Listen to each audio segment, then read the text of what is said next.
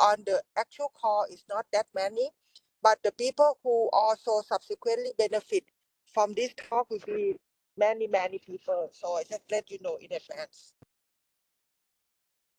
So Dr. Okada is like muted right now, and I'll introduce Dr. Okada in about 2 seconds, but I did explain to him that these are, lectures that get recorded as educational across the BDMS hematology oncology system. Dr. Surapon is here. Yep. Dr. Surapon. And Hello. Hello, How everybody. are you, Richard? I'm very good. I was going to, well, we could start. It's 5:01. I think, we can, people will come in, but I want to introduce, on this session, we talked about different topics, but one of the requests was, could we talk some specifics on lymphoma? And I've talked before on transplant for lymphoma and CAR T for lymphoma, but I thought this would be an opportunity for one of our OHSU experts in lymphoma to share some of his experiences and knowledge. Dr. Surapol, you'll appreciate that Dr. Okada, who's there in the middle on screen, he is an MD PhD who trained at Stanford, and he did his PhD with Dr. Irv Weissman. So you probably know Dr. Weissman because you are a stem cell biologist from way back, and you still have a stem cell laboratory. And so Dr. Okada did a lot of work that was very seminal with Dr. Weissman. And after his training, proceeded to take his first faculty position at University of Michigan, where he was working on, at the time, T-cell lymphoma and developing, vaccines that could be used for management of T-cell lymphoma. At OHSU, we were lucky enough to recruit him to our program about 20 years ago. And at our site, he is the lead individual treating Hodgkin lymphoma, follicular lymphoma, cutaneous T-cell lymphoma, and he and I work very closely in the management of patients with large B-cell lymphoma and large T-cell lymphoma. He's a lot to share. I also point out he's won multiple teaching awards from the faculty, the residents, the fellows, and I think I anticipate you'll enjoy his presentation today.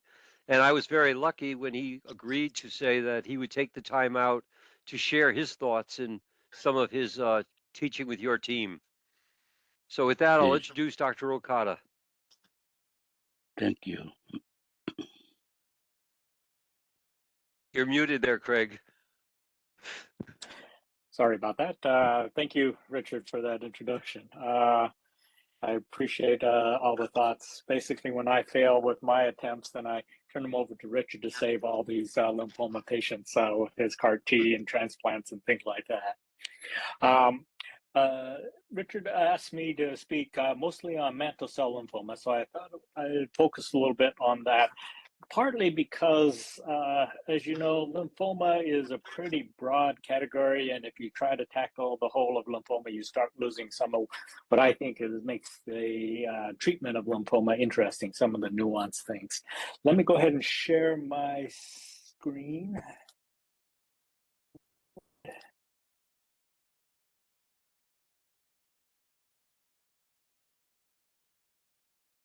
And hopefully you will see that. Are you able to see the Yeah, it looks screen now? perfect. Okay. So when I put it in presentation mode, it gets really messed up. So I'm going to, unfortunately, leave it a little bit looking like this. But so mantle cell lymphoma, it is one of the less common types of lymphoma. This is the breakdown of the various types of lymphoma. As you probably know, there are over 60 different types of non-Hodgkin's lymphoma. And that's if you're a bit of a lumper. If you're a splitter, it gets to be more like 80 different types. But the mantle cell lymphoma accounts for about 4.1% of the non-Hodgkin's lymphoma in the United States. So even though it is a smaller of patients who have this type of lymphoma. It has been an area of a lot of new development, a lot of treatment algorithm changes, and I think we have actually made a fair bit of progress in the prognosis of patients who have this disease. So it is a disease that tends to hit older patients. The median age of diagnosis is greater than 60, 65. Unclear reasons, but there is a pretty strong male predominance. So 75% of the patients who get diagnosed with mantle cell are male, and it can present in a variety of ways. So growing lymph nodes, half of the patients present that way. Symptoms, so fatigue, weight loss, loss of appetite, night sweats. And so there is also a leukemic variant of mantle cell lymphoma. So it can be also a pretty tricky type of lymphoma to make the diagnosis. The other thing that we'll see is it does have a predilection for the mucosa. So we picked up multiple cases of mantle cell lymphoma when patients go in and get colonoscopy, find a mucosal surface abnormality and biopsy that and find that it is a mantle cell lymphoma. The main characteristic of mantle that distinguishes it from the other types of lymphoma is this translocation where the immunoglobulin enhancer promoter region drives the production of cyclin D1. This overexpression of cyclin D1 in all these lymphocytes causes this checkpoint of the cell cycling to be lost, and so cells continually get stimulated to divide and continue to grow. So this is where the cyclin D1 works with a number of other cyclin-dependent kinases. And so for making the diagnosis, you either have to demonstrate overexpression of the cyclin D1 protein by immunohistochemistry, or see this 1114, or there's a couple of other variants of the other immunoglobulin genes on FISH analysis. The one thing that becomes important is knowing how to stratify mantle cell lymphoma. There is a fair bit of variation in the way that this presents, the way that it grows, and concurrently with that, the overall prognosis of patients. What this is a MIPI scoring system where they look at a bunch of different criteria: age, performance status, LDH, white blood cell count, and if you know it, the Ki-67 based on immunohistochemistry staining. From this, and I'll show you the formula on the next slide, from these criteria, you can put these patients in different groups, a low risk, intermediate risk, and a high risk. So this is the formula. Everybody just has a calculator that they will plug it into, or web-based, or an app on their phone.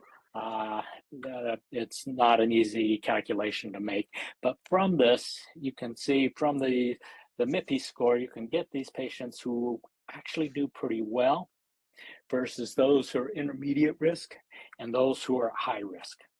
This analysis were done on patients who got immunochemotherapy, so it does not include a lot of the BTK, which we'll talk a little bit about later. Does not include a lot of data about transplants. So some of these patients, this survival was not, calculation wasn't always done on a uniformly treated patient population who went on to transplant.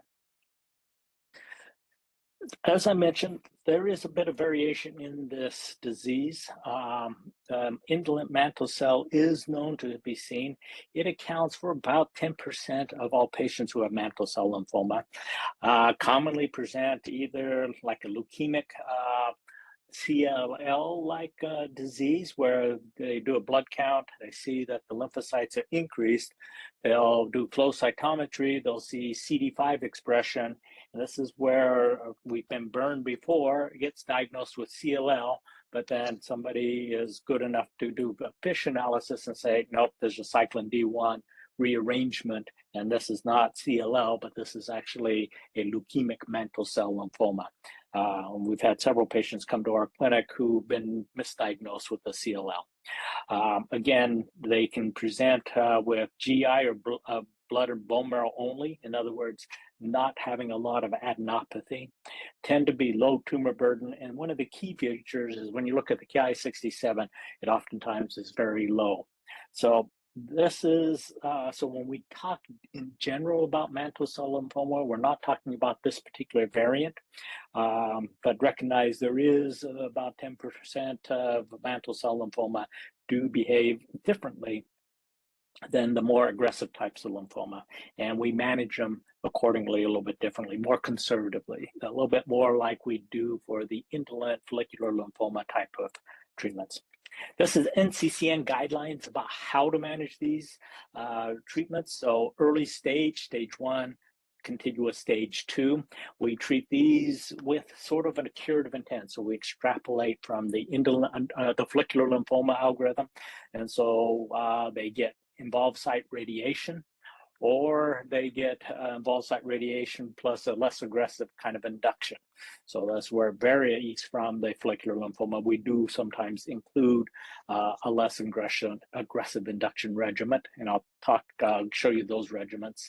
And depending on the responses, they'll either get more treatment, or if they have a complete response, go into the monitoring stage. If they're stage 2 non-bulky, but it's non-contiguous, meaning you can't get all the lymph nodes in 1 or 2 radiation fields, adjacent radiation fields, then we mostly rely on chemotherapy, because there's thoughts that if it is non-contiguous, there's probably disease we can't see. And so radiation plays less of a role in those kinds of settings. We're not going to talk a lot about the early stage, partly because patients with early stage mantle cell lymphoma typically do pretty well. Where we struggle is with the advanced stage mantle cell lymphoma. Again, these patients, we kind of think of them as a treatable, but not a curable type of lymphoma. And what distinguishes them from the follicular lymphomas, the indolent lymphomas, is they grow faster. So even though we can treat them and get into remission, it's not that long before we see relapse disease, and it's not that long where we retreat and things like that, where we run out of options and run into big problems. That said, that's with some of the new immunotherapy approaches, that attitude, that kind of thinking is in the process of changing, and that's what we'll be talking more about in the latter part of the talk. So the NCCN, our national guidelines, say if you have a normal TP53 wild type, these do respond to chemotherapy, and so we treat with, if they are in good health, we treat them with a fairly aggressive regimen, and I'll talk about several of those. If they are not suitable for aggressive treatment, in other words, elderly, heart disease, kidney disease, then there is other treatments, but the expectations, as you might expect, are lower, but they're treatable. You get the patient through them, and can prolong progression-free survival as well as overall survival. What is big, and depending on the treatment, there is big emphasis on using kind of, quote, maintenance therapy, either a BTK inhibitor or rituximab. I'll talk a bit about what's the role of transplant as consolidation in our advanced stage mantle cell lymphoma, and what to do if we only have a partial response. The regimens that we have, what you can see from this very busy, too small a print to read slide, is there's a lot of different regimens. What that tells you is that things are changing. Lots of people are looking at different ways to combine chemotherapy, antibodies, BTK inhibitors. There's some addition of BCL2 inhibitors in this as well, but I won't go through a lot of them, other than I will say that our institutional preference is to use rituximab and bendamustine, followed by rituximab and cytarabine, and then putting them on maintenance. Either if we think they're higher risk, we put them on zanubrutinib or acalabrutinib, so a BTK inhibitor. If they're lower risk, we put them on rituximab and for 2 years of treatment for maintenance. So this is the idea behind the BTK inhibitors. It is based on the fact that these cells on the surface have an antigen receptor, the surface-bound immunoglobulin, and it signals through the surface-bound immunoglobulin through Syk, PI3 kinase, and then through BTK to tell the cells to divide. There have been inhibitors that look at Syk. That one has not gotten very far. The PI3 kinase is effective, but it has some unfortunate side effects, namely some autoimmune disorders, colitis, pneumonitis. And so a lot more has been paid attention to the BTK inhibitor. What it also tells you, what was somewhat unexpected, that these malignancies, both the mantle cell, somewhat the follicular, and the CLL, is that this antigen receptor must be constantly being stimulated. If it wasn't being stimulated, then the signaling pathway would not play a role. So these are probably autoreactive B cells that pick up new mutations that are constantly being stimulated, and so they become what they call they become addicted to that chronic stimulation. When you break that addiction, when you inhibit that signaling, the cells die. So we always used to think, or at least I used to think, that this was stochastic, that a mutation happened in these B cells. It wasn't autoreactive B cells that were causing these problems. And this is the crystallography structure, so you can see how nicely the ibrutinib fits in this pocket.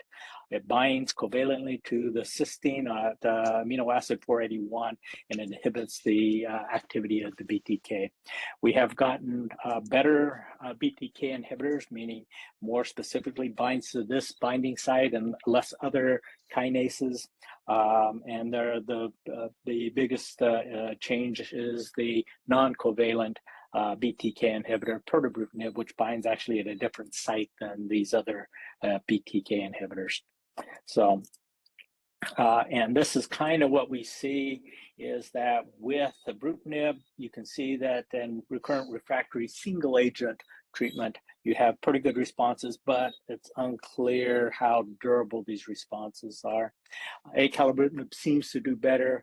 Zanubrutinib, also very similar, is probably about the same as acalabrutinib. So we seldom use ibrutinib these days. Most of it is in the second generation, and again, the third generation with the pirtobrutinib. So hopefully my dog and whining in the background isn't being picked up by my mic. My apologies. Finn, be good. So where are we now kind of with mantle cell? So we mostly have been spending, sorry, now my dog is right up here. This is Phineas, he's a Wiesla, and I am going to kick him out of the room here. Just one moment. Come on, Finn, let's go out the room. Okay. My apologies about that. As you can see, I'm working from home today. So one of the big questions and things that came out from the last ASH is really, what is the current role of autologous stem cell transplant for consolidation of patients newly diagnosed, getting their induction chemotherapy? And I think from a number of studies, it is becoming clear that autologous stem cell transplant is not needed, does not offer a benefit to the majority of patients with mantle cell lymphoma after initial treatment. And also what came out of this last meeting is that moving these novel agents, the BTK inhibitors, into the induction regimen instead of using them for what we call salvage or second line therapy also gives their treatment get better responses and what appears to be more durable responses. So let's look at the first question. So this was done as a cooperative group study in the US, EA 4181. What they did is they looked at patients who have had their induction regimen. There was a list of ones which were considered appropriate. At the time of registration enrollment, they looked to see if they could find any minimal residual disease. This was done by clonoSEQ. So this is a cell-based assay to look to see if you can see detect any disease. So this was done out of the blood. And if you were MRD positive, so detectable minimal residual disease, you got put on this way. If you were negative, you got put on this strategy. And then, so the thinking here is, if you are MRD positive, and they'll show you some data to support that, you really do need something done after your induction. So the MRD positive patients, let's see, were given transplant, and then they got rituximab maintenance. There was an arm where they got transplant. And so they looked at MRD indeterminate, also got transplant. If you were MRD negative, and this is what was helpful, if you did not have any detectable disease by clonoSEQ molecular testing, then you got randomized to either getting a stem cell transplant and rituximab, or just rituximab maintenance for 3 years. And so this arm compared to this arm will tell you in the MRD negative patients whether or not transplant is beneficial. Comparing this one to this one will help hopefully tell you if the post-induction MRD status is important or not. So this is kind of what we found from that study, is that in all patients, everybody did quite well for mantle cell lymphoma. So, but when you look at the ones who, this is plus minus stem cell transplant, so I apologize for the very thin lines, but you can see that the overlap. So patients who got autologous hematopoietic stem cell transplant versus the one who did not have any difference in overall survival. And this is progression-free survival or overall survival. And so from this kind of comparison, the conclusion was that stem cell transplant offered no benefit in those patients who are MRD negative after induction chemotherapy. MRD status did make a pretty big impact on whether or not the patient was at risk for relapsing. So if you did not have any MRD detectable disease at the end of induction, you had a much better chance of being alive, progression-free survival, than if you had detectable disease. And it's not too surprising. We'll follow it up as time goes on to see how many of these remain in remission, but this is going out now for, this is 5 years right at this point. So they're following them out quite a ways already. But if you get patients into MRD negative status, that patient has an overall pretty good prognosis. All these patients did get rituximab maintenance, but they probably do not need stem cell transplant. If you're MRD positive, detectable disease, then there is a more, the maintenance that you use probably does play a bigger role. And this is just the MRD status and overall survival. So not only progression-free survival, but overall survival. And that tells you a little bit about our salvageability. So if you're MRD positive, detectable disease after induction, our ability to salvage and get you in remission is still somewhat compromised. So it may make a difference what kind of induction regimen, what you choose to treat your patient with in the initial. So I think most people are familiar with the triangle studies. I think that was when it was reported about 3 years ago. It was pretty enlightening. The triangle study is comparing 3 arms. All of them have this R-CHOP times 3 cycles, followed by R-DHAP times 3 cycles. What varied is whether they included a BTK inhibitor, in this case, ibrutinib. And then what they also, the difference between the arms is whether or not they got stem cell transplant. So all the patients did get rituximab maintenance. In the post-induction regimen or post-transplant regimen there. That mandate was added a little bit later on, but it did not seem to affect the results. So the triangle studies did show that that, again, stem cell transplant did not seem to make a big difference. So if you look at the two upper lines, that is patients who had transplant but had plus or minus transplant, but all of them got a BTK inhibitor. This one here in the blue, this is the overall survival, are patients whose induction regimen did not contain ibrutinib. So transplant probably did not help make any difference, give them better outcomes, but having a BTK inhibitor did make a difference in the initial response rate, overall response rates, progression-free survival, and with this analysis, an overall survival. The thing what we didn't like about this particular approach is that we kind of know that mantle cells express P-glycoprotein, so the anthracycline in CHOP probably is not all that efficacious. Also in DHAP, we think that most of the activity is the cytarabine. So that's why when they went to the cooperative study, which I'll talk a little bit later, they changed from CHOP to bendamustine, and instead of doing DHAP, including the platinum, they just use high-dose cytarabine.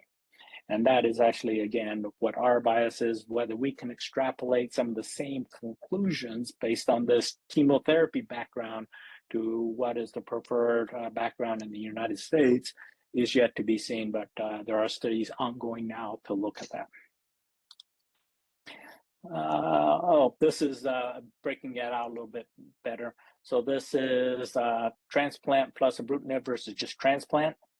The orange line is with ibrutinib.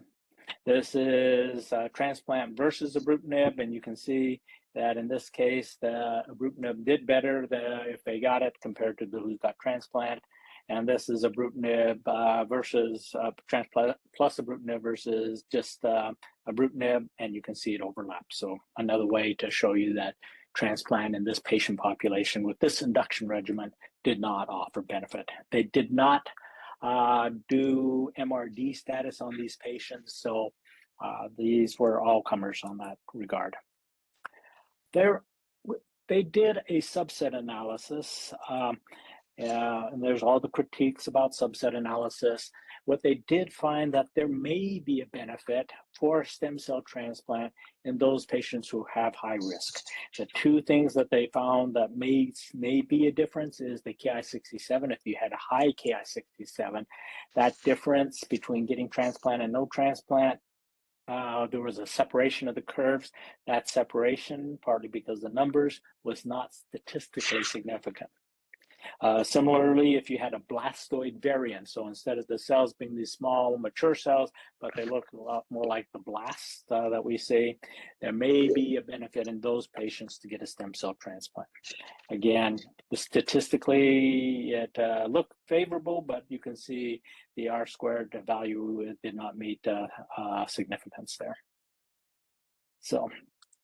Okay, so as I mentioned, we tend to like this particular induction regimen. It's based on the EA4181 study, where they looked at using BR instead of CHOP, using cytarabine with rituximab instead of DHAP, trying to pick the most potent agents in those regimens. And by leaving out some of the less important or active drugs in the regimens may cut back on this toxicity. So this regimen looked at BR/cytarabine rituximab versus the same regimen, but adding acalabrutinib. They did have intermittent when you had the cytarabine because of count issues, but the acalabrutinib was given with all 6 cycles. They had another cohort in here with just bendamustine rituximab 6 cycles, trying to see, do we really need cytarabine in the induction? They actually closed that arm. They set up the study, and it's in hindsight probably was not the best study design, but if it was not better than the other two, then they wanted to drop it. what they saw is it was as efficient, but what they didn't take into consideration is this is less toxic. So it would have been nice that they finished accruing to this arm because it looks to be pretty close to the same efficacy, but probably is less side effects, less problems with giving it. But let me show you what the results of these are. So, one other thing to point out, it did go up to relatively older patients, up to 70, who got this, and most of the patients were in pretty good fitness. What you can see with these regimens, the complete response rate by PET scan, so complete metabolic response, were pretty good, slightly less than the BR acalabrutinib, but this difference was not statistically different, and the overall responses again were very, very good. And so this is with the sensitivity analysis. And so looking at the progression-free survival, which is in this curve, and the overall survival which is in this curve, you can see that there wasn't a big separation in the induction regimens between all three of them. So it did bring up, at least in this study, whether or not BTK really adds a lot with the backbone of BR followed by our cytarabine. So the chemotherapy background may play a big role on how important it is to include a BTK inhibitor in the induction regimen. Progression-free survival by MRD status. This MRD status was determined by phase-seq, so a cell-free assay to look for evidence of the tumor DNA. So it is thought to be, phase-seq I think is supposed to be about 10 times more sensitive for detecting disease than clonoSEQ. And obviously makes a difference in what compartment you're checking. These were all done off of blood samples. I did not do bone marrows or things like that. And so progression-free survival by MRD status, as you might expect, if you have such good disease that they can't pick it up by clonoSEQ, you did much better regardless of which regimen you got induced with, versus if you had positive MRD, there was a difference, probably not a big difference between the three induction regimens. So MRD status, again, seems to be a good way to know how you're doing with your treatment or how well the patient is responding. Not too surprising, the deeper the response, the better we expect the patient to do. So this is some of the toxicity, and you can see is that the toxicities were very similar, except for the BR only, where you had less toxicity. And as you could see, leaving out the anthracycline compared to the CHOP regimen, there was no or very, very little cardiac toxicity. So we do favor this over the R-CHOP, R-DHAP regimen. So that's kind of what we use. If we had a patient show up to our clinic with advanced stage aggressive mantle cell lymphoma, we would treat with 3 cycles of bendamustine, 3 cycles of our cytarabine, and then we would put them on if we thought they were higher risk or lower risk. If they're higher risk, we would probably use a BTK inhibitor.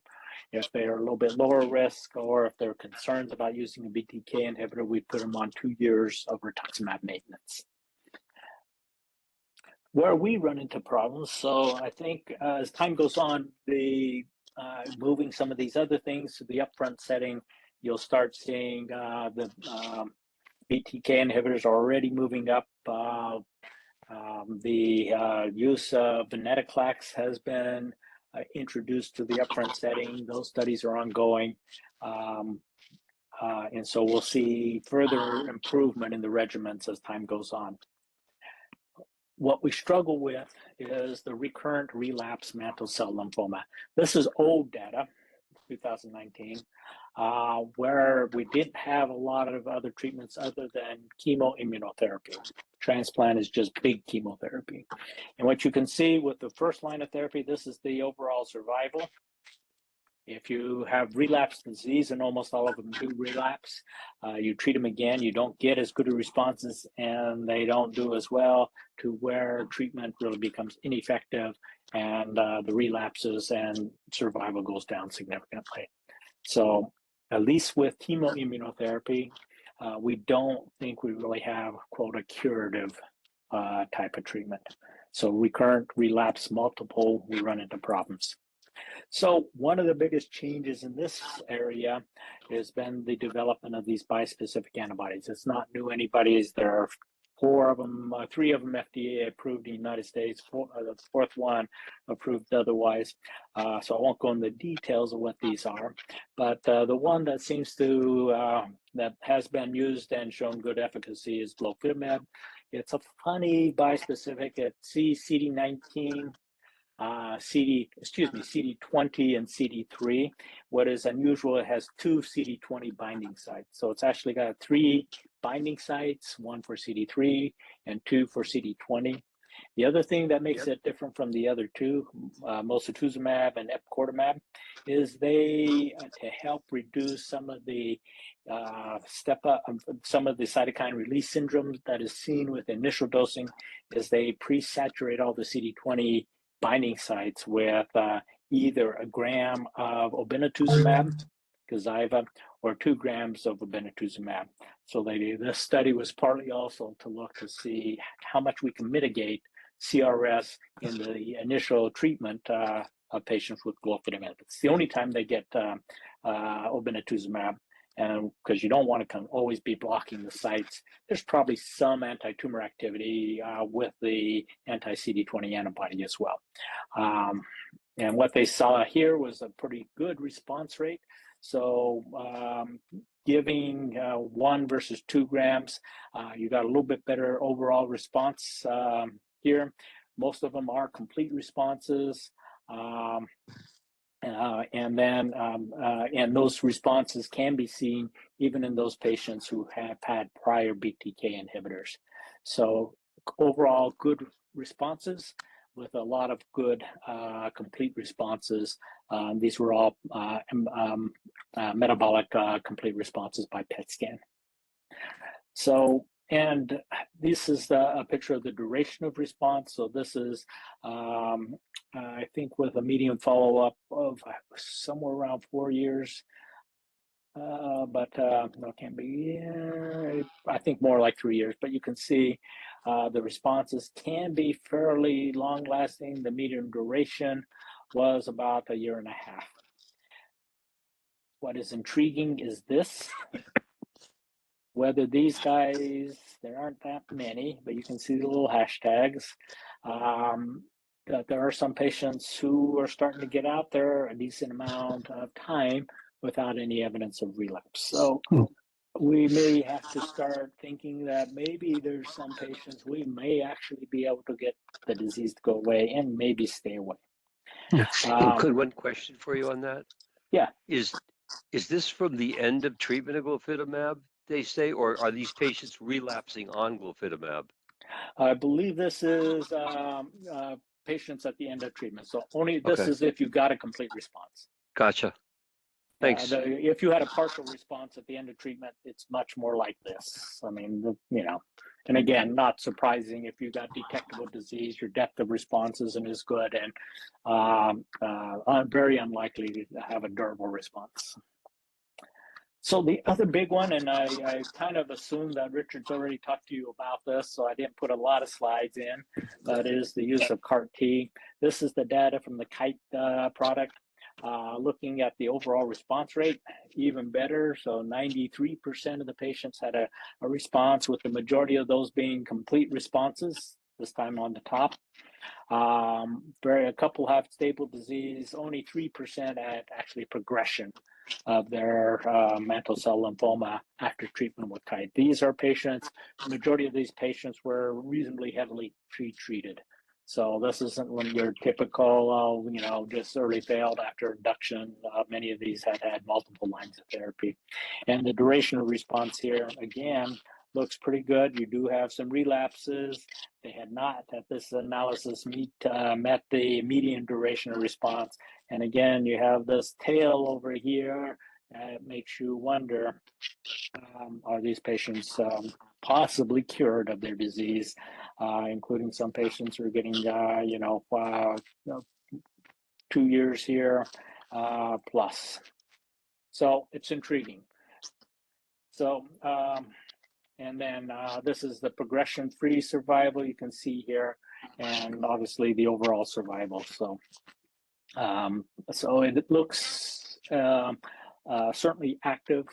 These are patients, all these patients have had prior lines of chemotherapy, but the introduction of immunotherapy in the form of CAR T cells, in the form of bispecific antibodies, we are definitely moving the needle on how we best manage these patients. Boy, I talked fast, didn't I?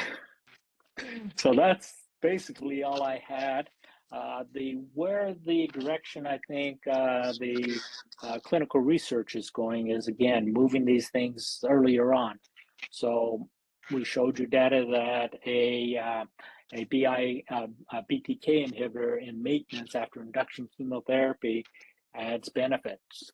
Maybe what we should be doing is, instead of a BTK inhibitor, do a limited duration bispecific antibody, try to, or add a BTK inhibitor and a bispecific, and there are studies looking at that.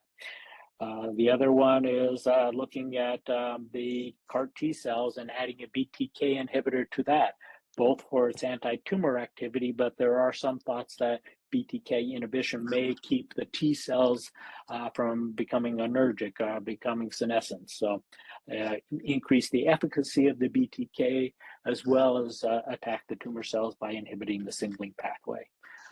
So there's just a couple of ways some of these newer regimens being looked at, and and there are bispecific, trispecific, dual specificity CAR Ts off the shelf. So there's lots of movement of trying to refine these approaches that are shown to be effective.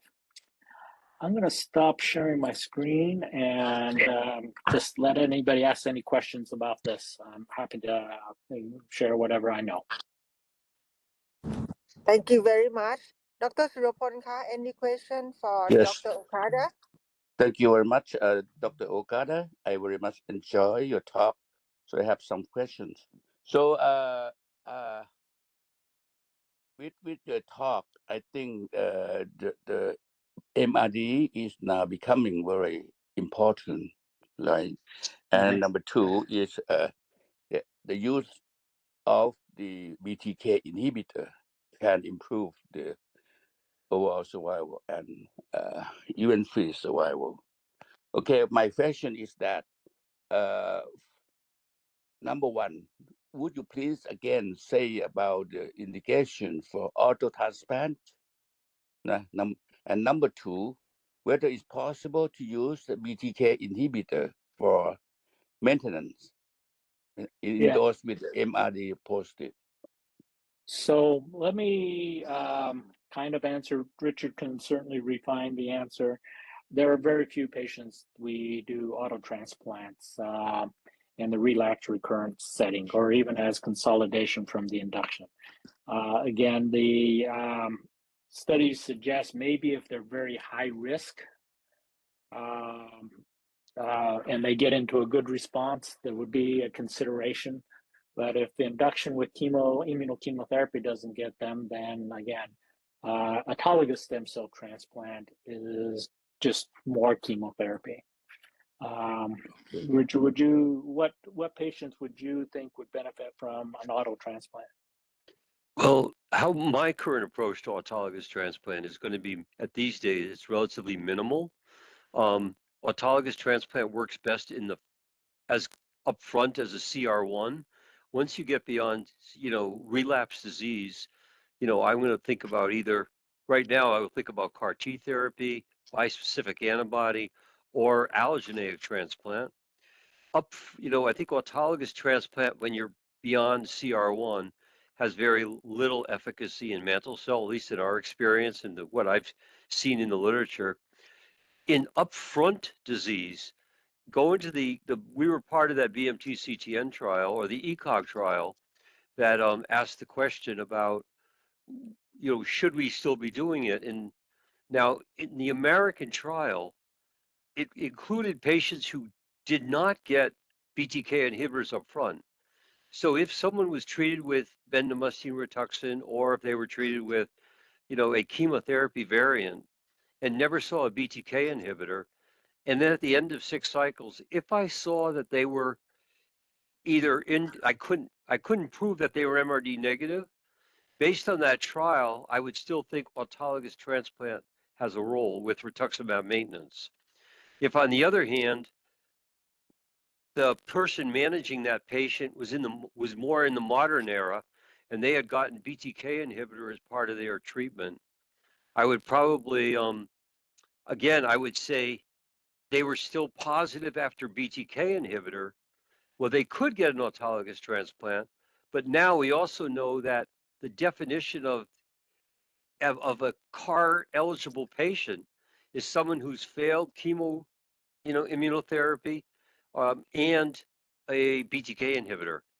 So that patient could get an autologous transplant, or you could do CAR T therapy. Yeah, and I think the general bias is that CAR T is going to be more effective. So if they're otherwise and better tolerated too. Yeah. Richard's got us doing 80-some-year-old patients with CAR T. 82-year-old coming in this weekend. Yeah. But I was going to say, with regard to that, was a very good comment. If I could just add on, because we did some of the studies early on with the CAR T studies with tisagenlecleucel, Lucil, where we did patient-reported outcomes analysis. Now, prior PRO, patient-reported outcomes studies in autologous transplant, show that people are often still fatigued at 3 months, and it's usually 6 months before they say, I'm back to normal.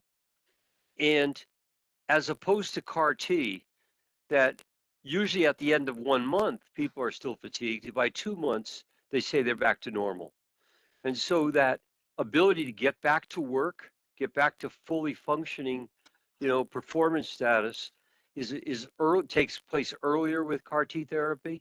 And so that's also an important consideration, as Dr. Okada just said, is to consider what the patient's choice in life and how they're going to live, the quality of life.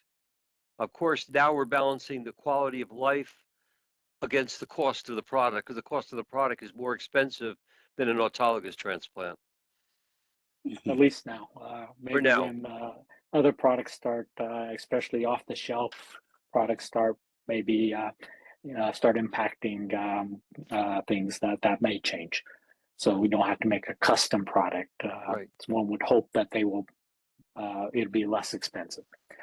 Gets to your question about MRD. I think there's growing data to really say that MRD status at the end of treatment is very predictive of how they do. Caveat is that there are some patients who are MRD positive after the end of treatment who still do well. They don't, in general, they don't, but there are some, the MRD positive, you can see that some are still in remission, 6, 8, 10 months after, even 2 years after. And MRD negative patients, they still have some that are relapsed. So it is a predictive, but it's not an absolute. The other main thing, as I mentioned, is there are multiple ways to determine minimal residual disease. Clonal-seq is what has been out there the longest. It's a cell-based assay. So if you don't have circulating tumor cells, even at low levels, you're not going to pick it up. The phase-seq is just became commercially available. We haven't been able to use it very much here because even though it's commercially available, getting insurance to cover it, I actually don't know the cost differences between the two, but that is thought to be a more sensitive way. Again, it's a cell-free assay, so the thinking there is that even if you have tumors but some cells dying, it's releasing the DNA into the blood that they'll be able to pick up by phase-seq. And then, so those, it will be important when you look at MRD status and the implications of that MRD. it's important to look at how they determine their MRD status. There has been a lot of talk to try to use MRD, instead of saying MRD negative, they would say MRD detectable parenthesis clonoSEQ, or MRD detectable parenthesis phase-seq. So it gives both a better understanding that negative doesn't necessarily mean the disease is completely gone, but whatever assay you're using, what level of detection are you going at? The third question was, the role of the BTK inhibitor in induction. Certainly with the R-CHOP, RDHAP, it did play a significant role in improvement in progression risk-free survival. So in that particular chemotherapy backbone, it did help. It was less clear in the BR cytarabine regimen that was used in the our ECOG study, where it did not seem to make a difference during the induction. Definitely was important in the maintenance, that you had a better outcome if you had that in the maintenance. So what that tells me is that it may not be as important what you use, whether it's in induction or maintenance or in both. I think it's important that you use a BTK inhibitor at some point in the management of these patients. Yeah. Do you have can in you use Thailand, Dr. Sirpal, in Thailand, do you have access to MRD assays like clonoSEQ? yes, yeah. Okay. So it's possible in the future to use BTK inhibitor as maintenance. Yeah, I mean, it is in our NCCN guidelines, so we can oftentimes, so if it gets into those guidelines, we can oftentimes get insurance to cover it.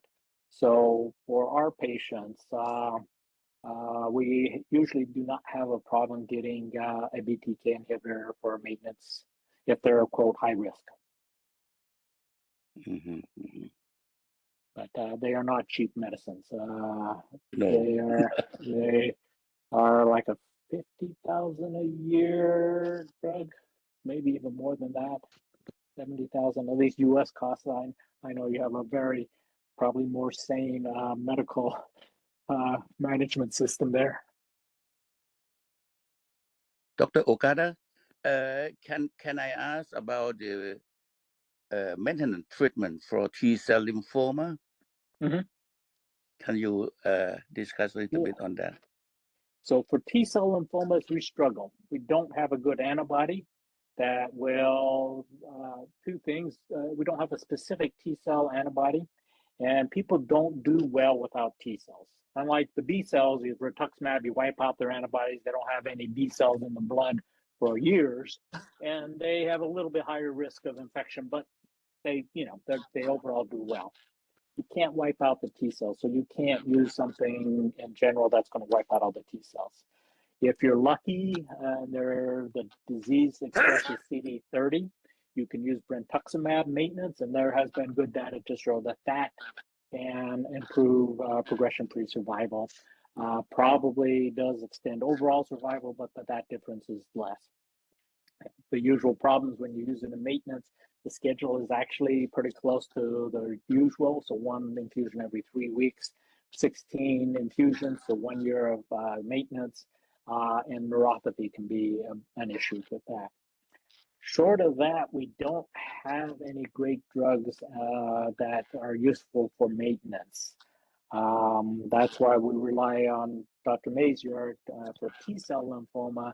If we can get them into a remission with our induction, the majority of our aggressive T-cell lymphomas, we will consolidate with transplant if they have high-risk features. We are desperately looking for other treatment options. We have in clinical trial a bispecific antibody. Unfortunately, there are bispecifics looking at the allo marker for the T-cell receptor. So trying to use our experience that we've gained from treating B cells, applying to the T-cell side, but it is a tougher disease to do that with. Again, can't use something that broadly kills all the T cells because infections will be a horrendous complication. Thank you. Yeah, thank you very much. Yeah. Hi, Dr. Okada. Thank you very much. From the nursing team, do you have any question for him? Nursing, Kunlakana, any other have a last question for Dr. Okada, the speaker?